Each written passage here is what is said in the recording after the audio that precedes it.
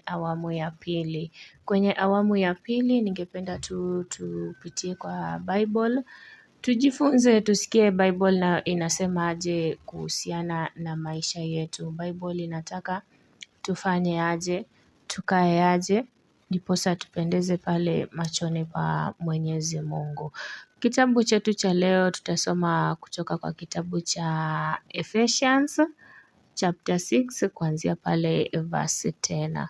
Ephesians chapter 6 kuanzia verse 10, ambapo mada yetu ya siku ya leo ama the theme of today ni how to prepare for spiritual war. Kumbuka vita vyetu si vita vya nyama na damu, hapana. Si vita vya nikuje nikakupige ngumi, ukanipige kofi, nikakupige teke, nikakuje na kisu, panga, hapana.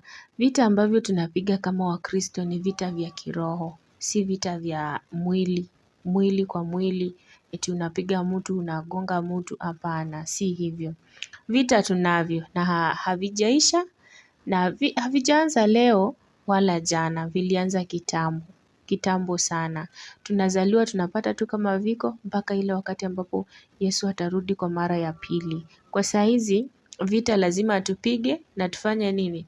Na tuwe washindi. So kwenye hiki kitabu tutakuwa tunajifunza tujue katika hivi vita ni nini tunahitaji. Maandalizi ni yapi?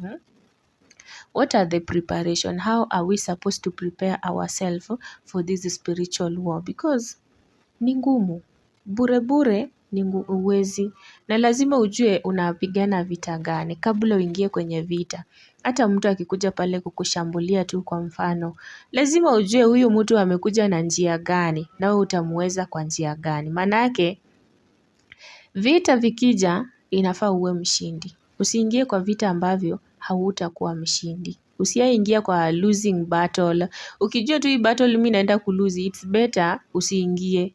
It's better tu kae tu hivyo, usiingie. Manake haina haja uingie kwa vita ambavyo unaenda kupoteza. Imagine kama pale unaona mwenzako amekuja na panga, amekuja na bastola, wewe unaenda mikono mitupu. Unaenda kupigana aje mikono mitupu? Lazima pia uwe na silaha.